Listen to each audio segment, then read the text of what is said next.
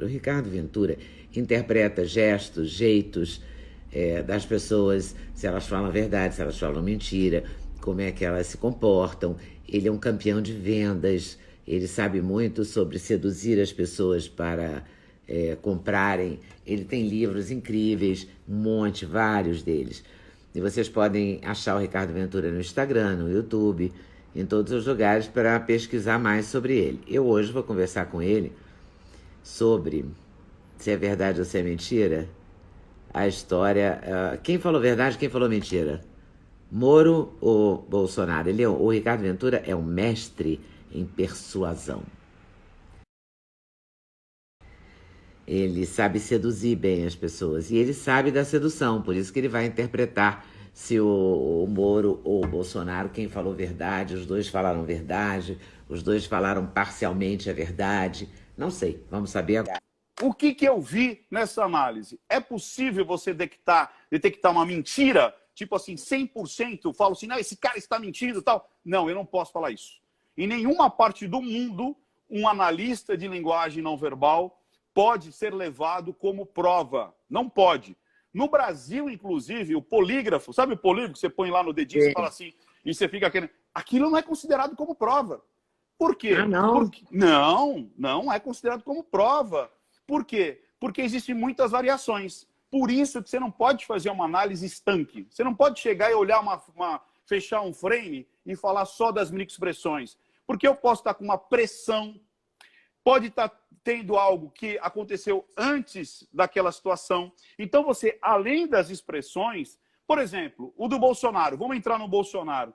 Ele teve poucas expressões incongruentes. Olha que interessante isso. Isso quer dizer que ele estava... Qual que é o significado exato da palavra incongruente? Tá. Congruência é quando duas coisas congruem para o mesmo lugar. Então, congruência. Converge. Isso. Ou seja, o que eu estou dizendo congrui com o que o meu corpo está dizendo. Tá. Incongruente. O que eu estou dizendo não congrui com o que meu corpo está dizendo. É incongruente, é incompatível. Tá. Você entendeu? O Bolsonaro... O corpo ele trai, né? O corpo exatamente. Trai Mas demais. Demais, Leda, demais. O gesto, o olhar, tudo. Isso. E outra, não são só as microexpressões. O próprio movimento do corpo, aquela hora que o Bolsonaro, o Moro joga a papelada para frente. Então você vê que ele se afasta do objeto, ele se afasta da planilha dele, ele se recua e aí ele começa a falar. Então você tem que pegar vários sinais. Não é só microexpressão, não é só, fechou aqui, botou a mão no nariz, coçou a orelha. Isso são indícios que a pessoa está incomodada ou incongruente, por isso que você tem que levar em consideração se é político, se não é político, se é um orador, se a pessoa costuma falar em público ou não, qual que é a pressão que ela estava exercendo ali. Por exemplo, isso que eu fiz, ó. Oradores, normalmente, eles fazem isso. Eles molham o lábio para lubrificar. É uma mania. O Feliciano, por exemplo, ele faz isso a cada 15, 20 segundos. Eu cronometrei. Porque toda hora ele... Marcos Feliciano? Marcos Feliciano. Ele faz isso a cada 15, 20 segundos. Ricardo, como é que você sabe isso? Porque eu fiquei vendo uns 4, 5 vídeos dele. Para eu fazer o vídeo do Moro, eu assisti 5 vídeos dele. Não só esse. Eu assisti outros vídeos dele para que eu percebesse qual que era o padrão dele. Como é que ele se portava, de repente, no momento relax. Por exemplo, onde ele estava no momento relax? No Pânico, por exemplo. Sabe o Pânico na TV? Ele está se divertindo, falando com o Surita, falando com a galera ali, com o humorista. Ele está tranquilão. Então, ali foi um dos pontos muito legais para eu perceber como é Moro funcionando sem pressão. Sacaram como é importante você ver outras coisas? Então, o que acontece ali? Você pode categoricamente dizer está mentindo ou não? Não, isso seria um pecado que eu ia cometer. Isso não pode fazer. Mas você consegue juntar isso como indícios. Então, o que acontece? A teoria ela tem que sair da vida real. A teoria tem que sair da vida real. O ao contrário não existe. Então eu não posso catar o livrinho, eu não posso catar a teoria, eu não posso catar o que tá e transformar aquilo como uma regra e jogar na vida real. Toda a teoria tem que sair da vida real. daquilo que acontece normalmente. Assim é na química, na física, na biologia. Ou seja, não é o estudo da biologia que cria a vida. Não é estudar a física que vai fazer a atração, né? É existir. Não! Isso aqui a gente pega da vida real. Então, o que acontece? Isso que você disse, que o santo não bate, essa pessoa me traz algum... Isso são resquícios. É que são muitas, passou de 1.000 pessoas aqui, ó. Tá 1.000 e não sei quantas pessoas aqui. Eu tô ouvindo... 1110. Então, olha que loucura isso. Isso são resquícios, isso está no nosso DNA. Lá os homens da caverna, aqueles que tinham a competência, aqueles que sabiam entender se quem estava vindo era amigo ou inimigo, se aquele que estava vindo eu podia compartilhar a minha flecha por um pedaço de peixe, se eu podia compartilhar a minha caverninha, esses caras que tinham essa leitura, eles sobreviveram. Por quê? Porque eles conseguiram identificar inimigos e amigos. Ou seja, essa seleção natural. A gente nós somos, né, os descendentes dessas pessoas. Voltando àquela análise. O que eu percebi do Moro? Vamos lá, olha que legal. Análise não verbal, mais uma vez, não é só linguagem, microexpressões, não é só isso. O que eu percebi do Moro? Eu percebi, primeiro, uma narrativa muito bem construída. Posso dar um furo para você? Pena que, assim, talvez as pessoas vão acreditar ou não. Eu comentei com a minha esposa, quando o Sérgio Moro, ele abriu o Instagram dele, quando ele abriu o Instagram, faz uns 2 meses que ele abriu o Instagram dele, na quarta publicação eu disse para minha esposa, não é ele que está publicando, muito provavelmente é a esposa dele, porque o jeito de escrever é muito parecido, e você sabe disso, Leda. Quando você pega pessoas que escrevem, você sabe, isso foi esse redator que escreveu, isso não foi. Esse foi esse escritor, esse não. Aqui tem ghost, aqui tem pessoas escrevendo, você sabe. E aí eu percebi que não era ele e falei para minha esposa, ele virou político e agora vai começar uma disputa com o presidente. Há 2 meses atrás eu falei isso para minha esposa. Eu não acredito no que eu ouvi. Não acredito no que eu ouvi, não pode ser verdade isso que eu escutei agora.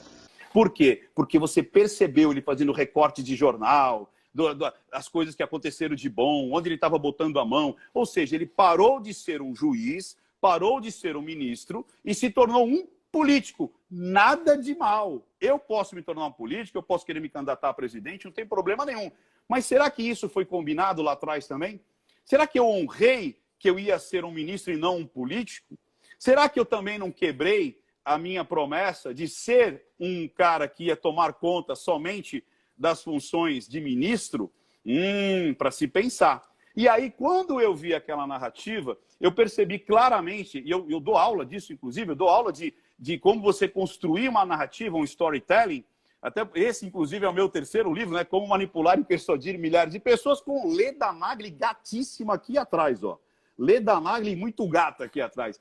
Eu percebi ali, primeiro, uma abertura fragilizada. Se todo mundo olhar, ele tá com aquela olhinha do gato do Shrek, sabe? Que é assim.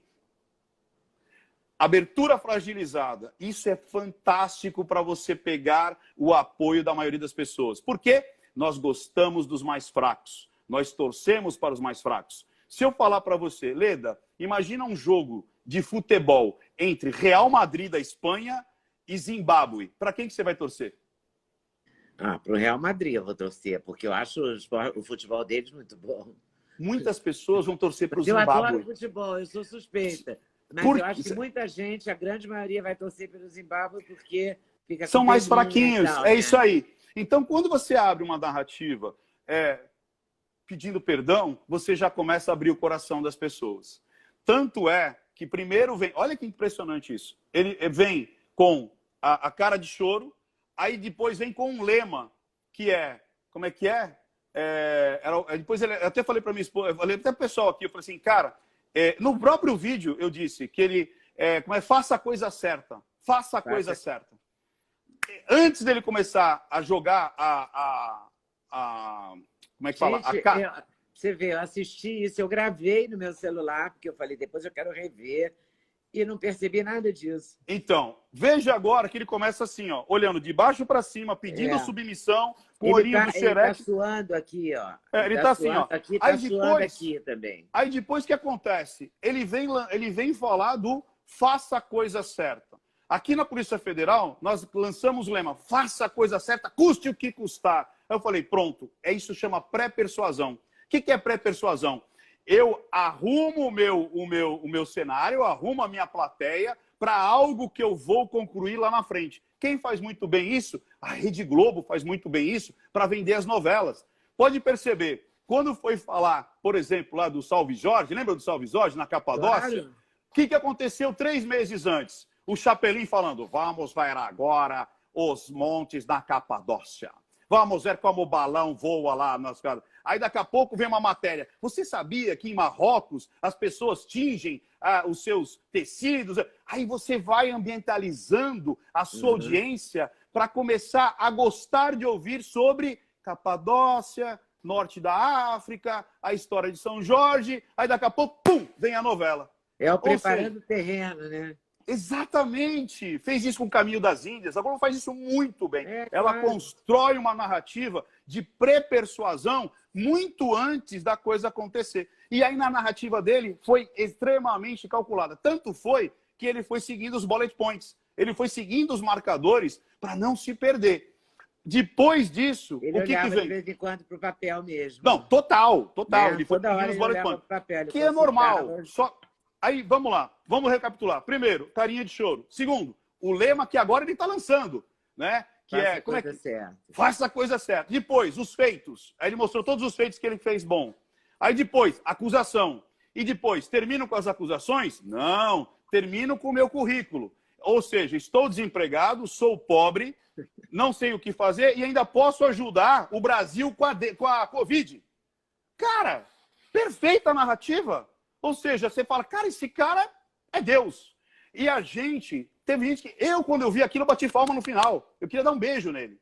Porque quando você vê sem o olhar crítico, você fala, meu Deus, cara, eu quero dar um beijo nesse cara. Eu quero contratar ele, eu quero fazer vaquinha. Eu quero dar um dinheiro para ele porque ele está desempregado. Agora, quando você para e friamente... Cara, eu sou apaixonado pelo Moro. Eu acho que esse cara entrou nos anais da história do Brasil. Se não fosse ele, nós nunca saberíamos... Ou melhor, a gente sempre soube que existia muito político bandido, a gente sabia que existia muito dono de partido bandido, a gente sabia que existia corrupção, a gente sabia que existia o toma lá da cá, mas a gente nunca teve isso comprovado pela justiça. E ele foi o primeiro que conseguiu prender presidentes da República, senadores, como é que chama lá? Grandes empresários. Grandes empresários. Cara, o cara da Odebrecht, ele mesmo não acreditava que ia ser preso. Ele foi o cara... trabalho do Moro é incrível. Incrível, Foi incrível. é. Incrível. Só que, o que aconteceu? Eu acho que no momento que virou a chave dele, agora eu sou um político e quero fazer política, eu acho que ele... Aí é uma questão do... Vamos primeiro do analista. Analisei a narrativa dele e quando ele fala que insistentemente o Bolsonaro tentava intervir nas decisões, ali eu vi ele muito olhando para o lúdico. Ou seja, ele precisou criar aquela narrativa porque não era uma narrativa de memória. Ele não buscava essa narrativa de memória. Ele buscava essa narrativa no lúdico. E isso qualquer pessoa pode fazer. Se eu perguntar para a galera, para essas 1.000 e tantas pessoas que estão assistindo a gente, você lembra como estava decorada a sua cerimônia de casamento? Você lembra lá nos idos, como é que estava a igreja? Como é que estava decorada? Né? Qual foi a última roupa que você viu da Zoe? Você lembra como a Zoe estava vestida, Leda? Pronto, olha lá, eu mexi os olhinhos. Olha lá, você foi buscar, você mexeu os olhinhos, as pessoas viram. É quase impossível. Busquei na minha memória, eu vi hoje, com um vestidinho, uma graça. Isso, colorida. Você entendeu? Agora, se eu falar para você, como é que vai ser a Zoe daqui a 20 anos? Você imagina como é que vai ser o rostinho da Zoe daqui a 20 anos? Imagina isso. Pronto, ela mudou o olhar. As pessoas acabaram de ver. Tem gente que fala que isso não é científico. Você olhou para o outro lado. Coisas que você tinha lembrado, você olhou para um lado. Coisas que você nunca viu. O passado está aqui, o futuro está aí. Isso! Exatamente isso. Você fez isso agora, Leda. Agora. Para todo mundo ver. Eu não tenho nenhuma vocação para grandes sacadas. Você entendeu? Ou seja, a gente acabou de fazer o teste agora e todo mundo viu. Você buscou o seu psicogeográfico. A gente chama de psicogeográfico. O seu psicogeográfico está em lugares diferentes. A gente coloca o passado, às vezes, para trás, o futuro para frente, ou para a esquerda, ou para a direita. Aí você aponta, lá atrás eu fazia isso, agora a gente vai fazer isso. E vai ter que ser um passo a passo. A gente faz isso de forma automática e inconsciente. E o que ele fez ali? Naquele momento foi para o lúdico. Naquele momento ele não lembrou, ele criou. Por sua vez, agora analisando o Bolsonaro tinha um papel de 3 páginas para ler em 3 minutos. Esse era o combinado. Ele tinha falou lá os 3... 40. Ele falou 40. Ele falou 40 de forma improvisada. Quando você fala de forma improvisada, o risco é muito maior, mas muito maior de você escorregar. Por quê? Porque o seu inconsciente, a sua psique, ela não mente. Ela é racional, ela é irracional, ela não consegue criar alguma coisa. Exatamente. Né? Aí a parte racional, ela mente. A parte racional, ela cria, ela é lúdica, ela cria. Agora, a mente não. Se você falar, como você está bem aí, o cara na UTI, a seu semblante, de repente, vai fazer um ar de tristeza, vai fazer um ar de compaixão, vai fazer, porque por mais que a gente diga, olha, gostei da sua roupa, de repente vem um nojinho aqui, assim, nossa, horrível. Ou seja, o inconsciente, ele é incontrolável. Ele é... Você não já viu gente assim, Leda? A pessoa fala assim, nossa, que bom! Eu sou bandeira. Às vezes a pessoa vem para você e fala assim... eu boto óculos escuros para disfarçar. Eu não gosto dos óculos escuros. Mas, às vezes, né, olhar dá uma bandeira danada. Mas o Bolsonaro deu bandeira, ele falou 40 minutos. Porque no final ele falou de improviso e no final ele leu as 3 páginas. Ele acabou lendo as 3 páginas. Exatamente. Quando ele falou de improviso, ele estava sendo sincero ou não? Então, porque vamos lá. Ele misturou tudo. Ele falou da piscina, do cartão de crédito. Falou. Ele falou do filho, falou que o filho era pegador. Olha aquilo. Meu filho pegou metade do condomínio ali, pô. Ele fala loucuras. Né? Ele é assim, ele fala essas coisas. Então, o que acontece? Falaram com o Jefferson, lá o... Como é o primeiro nome do Jefferson? Aquele Roberto que entregou... Jefferson. Roberto Jefferson. Eu entrevistei ele, fiz uma live com ele ontem. Ontem não foi domingo. Então, no Pingo nos Is... Fiz uma live enorme com ele ontem. Não, você é fantástica, Leda. Tipo assim, todos os figurões estão... Eu estou honrado de estar no meio de... Com isso. Eu só tenho uma virtude, que eu deixo as pessoas falarem. Esse é o meu barato, entendeu? E muito bem. E aí, o que acontece? Roberto Jefferson, acho que foi o Navarro, o Silvio Navarro perguntou para o Roberto Jefferson. Roberto Jefferson, o que o Bolsonaro fez errado até hoje? O que você acha que você poderia consertar? Eu perguntei para ele também ontem. Você perguntou? Os 3 erros e os 3 acertos. Ele falou o seguinte, um dos principais problemas do Bolsonaro, sabe qual que é? A comunicação, a retórica. Ele não sabe se comunicar. Ele é sarcástico. Ele é sarcástico. Sarcástico, ele é sarcástico. Ele bate. Não é bom, não é bom. Eu acho o Bolsonaro super atrapalhado para falar. Muito atrapalhado, mas muito. Eu identifiquei. Mas acho, independente de entender. Não sei interpretar porque que ele é atrapalhado, mas sei que ele é atrapalhado. O Moro fala com pausas, né? Ele fala pausado. Ele tem uma paciência de Jó, Moro, né? Porque lembra dele na Câmara, no Senado, as pessoas dizendo barbaridades para ele, e ele parecia que tinha tomado um chá de não sei o quê. Eu até queria aquele chá para ficar calmo, assim. Olha, o problema é que esse chá pode viciar, entendeu? O problema é que esse chá pode... Porque é um chá que o cara relaxa, que ele fica assim, né, tia? E a mão não, assim, mas ele fica lá encarando aquela loucura. Não, imagina, o que esse homem já ouviu. Na fala dele, ele estava muito abatido ou constrangido. Não sei se ele estava triste, se ele estava assustado. Porque imagina, ele... pensado, se não era caso pensado. É isso que eu quero saber. Você acha que o Bolsonaro foi mais... Quem foi mais sincero, assim, a priori? A grosso modo. O pessoal está perguntando o que tem aqui na minha garrafa. É água. É um dos meus refrões. Beba água, beba muita água. É água com limão isso aqui. O pessoal está falando, o que tem aí? É água com limão. Deixa eu dar um gole aqui. Então, o Moro, ele é um cara que, imagina, um cara que ouvia muitos ali advogados, promotores, metendo mão na cara dele. O seu juiz, você está sendo... Vênia, seu juiz, eu quero vênia. E aí, ele já... Tipo assim, isso não abala ele. Isso não abala ele. Agora, vamos falar do Bolsonaro naquela parte do improviso. O que ele diz ali? Ele fala algumas coisas ali extremamente graves. né? O tal do toma lá da cá, de ser o ministro. Eu até falei no meu vídeo, eu tenho uma teoria para isso. Por quê? Nessa parte que houve um toma lá da cá, tipo assim, me ofertaram para ser ministro, não me ofertaram para ser ministro, ali os dois foram congruentes. Mas, Ricardo Ventura, como é que pode duas pessoas falar sobre o mesmo assunto e as duas serem congruentes? Primeiro mito, não é em toda narrativa, não é em toda expressão linguística que você vai dar bandeira de mentira ou não, ou de incongruência ou não. Para mim, quem foi mais congruente entre os dois, aí agora as torcidas vão falar assim, você é bolsominion, ou você é esquerdista. Mas vocês vão falar de todo jeito, já estão falando aqui o tempo todo. Não, por quê? Não tem Porque jeito, assim, né? se você se você falar algo que aquelas pessoas estão a fim de ouvir, aí você está correto. Se você falar algo que as pessoas não estão a fim de ouvir, você está incorreto. Um exercício de abstração que eu falo, que é muito legal, que eu acho que é o seguinte, eu poderia até fechar essa entrevista, né? Você não foi uma entrevista, isso é uma convocação, né? Leda Nagel pede é uma convocação. A gente vem.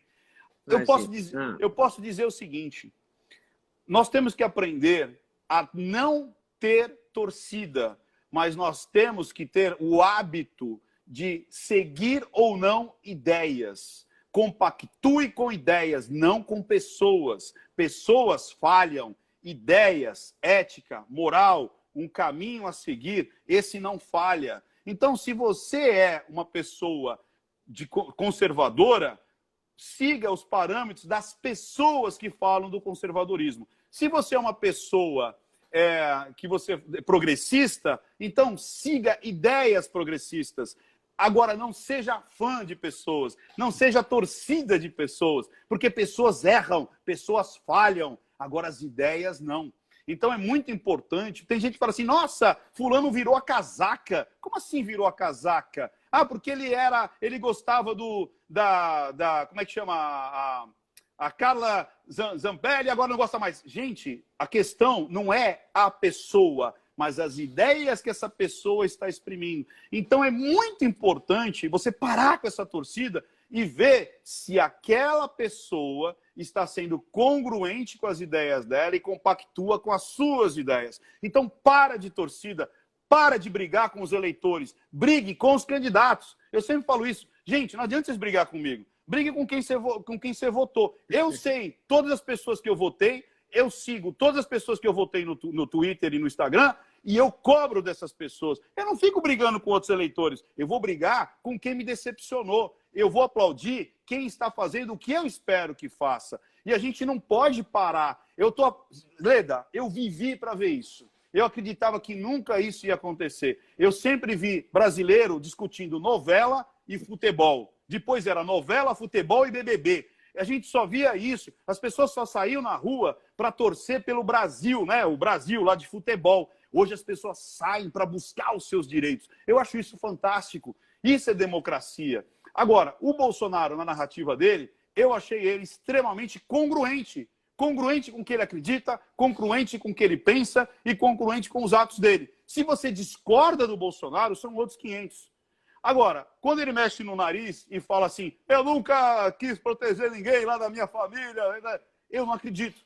Eu não acredito. Tanto é que eu disse isso e mesmo assim as pessoas, não, você protegeu o Bolsonaro, você só falou coisas boas do Bolsonaro. Você fez o vídeo dos dois no seu canal, não fez? Eu fiz o vídeo dos dois, está inclusive no meu canal e está inclusive agora no meu Instagram. Se alguém quiser ver, é só ir lá no Instagram e ver. Os dois estão lá, fiz dos dois. Agora tem um ponto que é muito interessante, que as pessoas não perceberam isso. Quando ele diz que o Moro exigiu a troca do ministro para ele ir para o Supremo, e o Moro disse que não, que foi ofertado para ele isso, foi feito uma barganha, o engraçado é que os dois não dizem que eles fizeram isso entre eles. Pode perceber, a linguística deles não é essa. Por isso que eu nem analisei isso. Não houve um ataque frontal.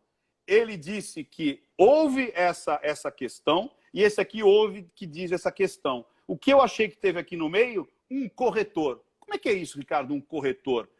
Quando você vai comprar e vender uma casa, existe um corretor no meio. Então, Leda Nagel está vendendo a casa. Mas não foi o papel da Carla Zambelli? Eu acho que foi isso que aconteceu. Na CNN, quando ela mostrou no sábado de manhã os prints da conversa dela, os prints não, o telefone dela, toda a conversa.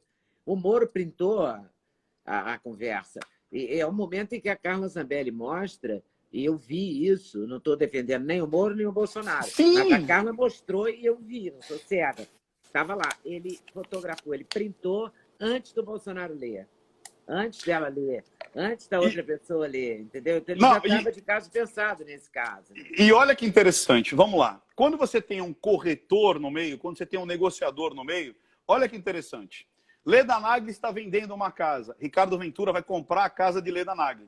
Normalmente, a gente não se interage. A gente se interage pelo um corretor. O que o corretor faz? Ele vem para mim e fala assim, olha, a Leda disse que se você aumentar a proposta e der o seu carro, ela vende. Será que isso é verdade ou mentira? Eu não sei. Agora, quando o corretor chega para você e fala assim, olha, o Ricardo aceitou dar o valor que você quer, só que você vai ter que tampar aquela piscina lá. Aí ele fecha. Ou seja, existe uma verdade para a Leda, existe uma verdade para o Ricardo, para que os dois cheguem no ponto em comum. Eu tenho certeza absoluta que Leda falou isso para mim, porque foi o corretor que falou para mim. E ao mesmo tempo, Leda fala, não, a conversa não foi essa, ele falou da piscina. Eu não sabia disso. Quando eu fiz as análises, eu não sabia desses prints da Carla Zambelli. Isso apareceu no dia seguinte. E eu já tinha feito as análises. Eu já tinha feito. E aí, quando eu percebi essa disfunção, quando duas pessoas têm razão, eu falo, existe um ponto de foco diferente. Eu posso mostrar isso aqui agora. Olha que interessante. Vou ver se eu consigo fazer. Se eu mostrar isso aqui, ó. Que forma é essa? Isso aqui é o quê? Um quadrado? É um círculo? O que é? Não, é um círculo. É um círculo, Bom, eu não é isso? estou vendo um círculo. Você está vendo um círculo, só quem estiver do meu lado... vou perguntar para a galera que está em casa. Isso é um círculo, não é isso? Isso é um círculo. Só quem estiver do meu lado está vendo um cilindro. Ou seja, o mesmo objeto com focos diferentes, eu posso estar vendo um cilindro e eu vou estar vendo um círculo.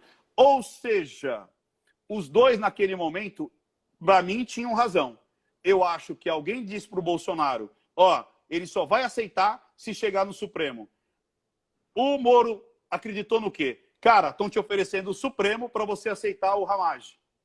Ou seja, a mesma história, tinham versões diferentes, porque o intermediador fez acreditar que as duas pontas tinham razão. Sacou isso? Então, depois que eu soube que a Carla Zambelli foi a intermediadora, ficou claro. Ficou muito claro isso. Só que a grande questão foi essa, né? Essa situação de o Bolsonaro quis intervir nas investigações assim. Tem prova disso? Existe alguma coisa disso? Isso não compete a mim, compete à justiça. Mas na narrativa dos dois, eu percebi mais congruência do Bolsonaro do que do Moro. E lembrando todos esses agravantes que eu já disse em relação a você construir uma baita narrativa para você sair como um político. Ele deixou de ser um ministro para entrar na vida política. Foi isso que eu percebi. Outra coisa que as pessoas falam, Leda, que é muito interessante, é sobre a dança das cadeiras. Muita pouca gente entende isso. Leda, você está no mundo corporativo há pelo menos 40 anos, não é isso? Ou mais?